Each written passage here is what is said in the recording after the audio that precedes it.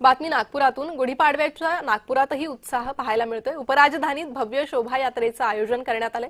सिद्धिविनायक सेवा फाउंडेशन नववर्ष अभिनंदन समारोह समितीच्या वतीनं शोभायात्रा काढण्यात येते। तात्या टोपे नगर गणेश मंदिर ते लक्ष्मीनगर चौकापर्यंत ही शोभायात्रा देवेंद्र फडणवीस अभिनेत्री सई ताम्हणकर शोभायात्रेत सहभागी होणार आहे।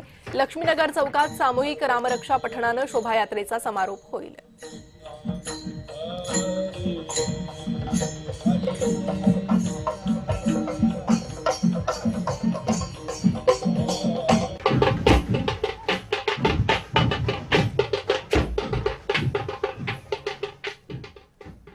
आणि याच शोभायात्रेसंदर्भात अधिक माहिती घेणार आहोत। आमचे प्रतिनिधी तेजस मोहतुरे सध्या आपल्यासोबत जोडले गेले आहे। तेजस, कशा प्रकारे असणार आहे ही शोभायात्रा?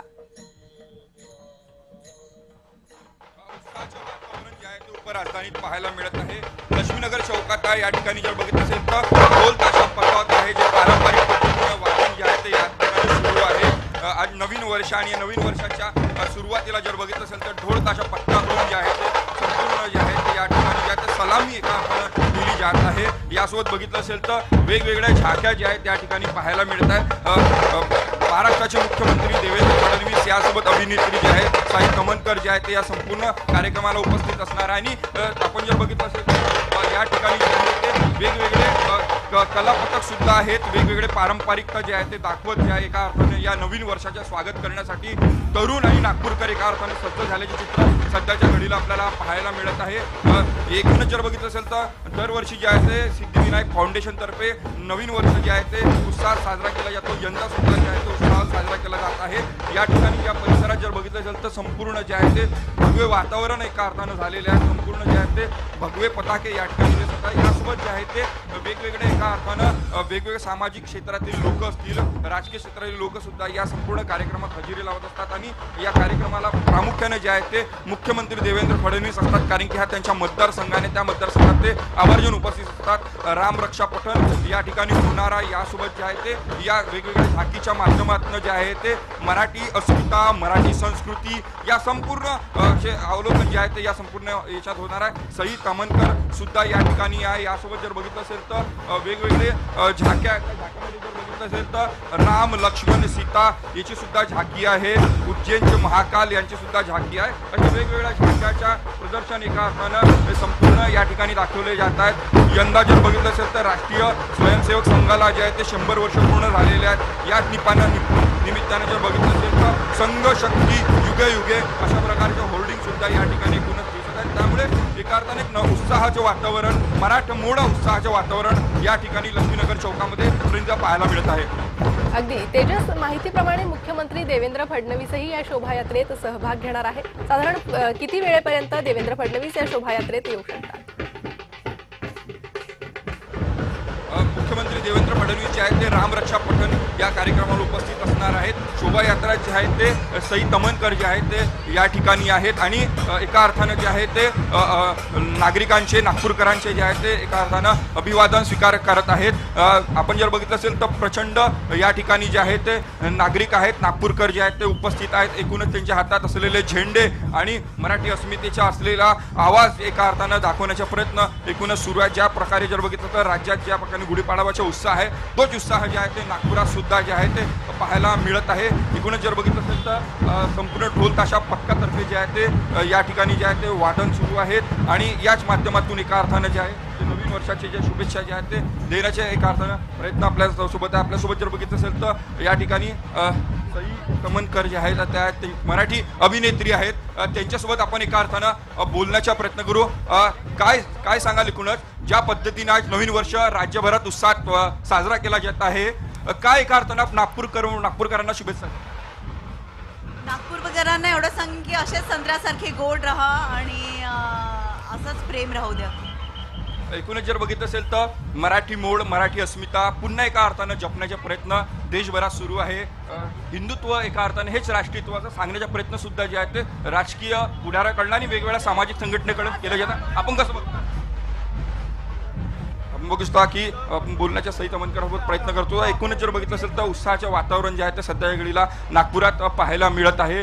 मूक बधीर निवास शाळा हे सुद्धा या ठिकाणी उपस्थित आहे आणि वेगवेगळ्या सामाजिक संघटना या ठिकाणी एका अर्थानं उपस्थित आहेत. त्यामुळे एक उत्साहाचं वातावरण जे आहे ते या ठिकाणी जे आहे ते पाहायला मिळत आहे. आपण काही नागरिक आहेत त्यांच्यासोबत बोलण्याचा प्रयत्न करू. काय सांगाल, आज नवीन वर्ष आहे आणि नवीन वर्षाच्या काय अर्थानं शुभेच्छा द्या. नवीन वर्षाच्या तर पहिले सगळ्यांना खूप खूप शुभेच्छा. आज या रॅलीमुळे आमच्या दिव्यांग मुलांना याच्यामध्ये पार्टिसिपेट मिळाला हे आमच्या दिव्यांग विद्यार्थी आपले मोठ्या प्रमाणात या ठिकाणी आहेत. काय एक अर्थानं त्यांच्यासाठी नवीन सगळं असणार आहे. काय नवीन असल्या कारणाने पण मेन आम्हाला एक खुशी आहे का कोणत्याही अशा रॅलीमध्ये आम्हाला सपोर्ट मिळाला. अशाच सगळ्या ठिकाणी आमच्या दिव्यांग मुलांना सपोर्ट मिळावा हेच खूप आम्हाला नक्कीच आपण बघू शकता की ज्या पद्धतीने जे आहे ते राम लक्ष्मण असेल यासोबत महाकाल जे असतील यांचे सुद्धा या ठिकाणी जे आहे ते वेगवेगळे झाके जे आहेत त्या ठिकाणी आहेत आणि मोठा उत्साह जे आहे ते नागपूरमध्ये पाहायला मिळत आहे. हे झाकीचा समारोप जे आहे ते लक्ष्मीनगर चौकामध्ये होणार आहे. रामरक्षा पठण या ठिकाणी होणार आहेत. काही विद्यार्थिनी आहेत, काही तरुणी आहेत, त्यांच्यासोबत बोलण्याचा प्रयत्न करू. काय सांगाल, नवीन वर्ष आहे, काय शुभेच्छा द्या. हॅपी गुढीपाडवा. गुढीपाडव्याच्या सर्वांना शुभेच्छा. मूकबधीर निवासी शाळा सावनेर आज हे विद्यार्थी विशेष आकर्षण विद्यार्थ्यांनी तयार केलेल्या गुढ्या घेऊन या शोभायात्रेत सहभागी झालेले आहेत.